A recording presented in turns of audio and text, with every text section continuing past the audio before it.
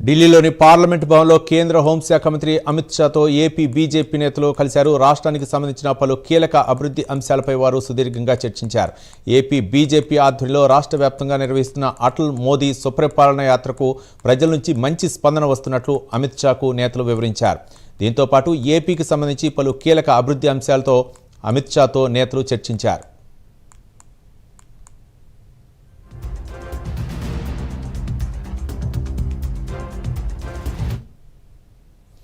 నూతనంగా బాధ్యతలు స్వీకరించిన బీజేపీ జాతీయ వర్కింగ్ ప్రెసిడెంట్ నితిన్ నబీన్ను నేతలు కలిశారు. ఆయనకు శుభాకాంక్షలు తెలిపారు.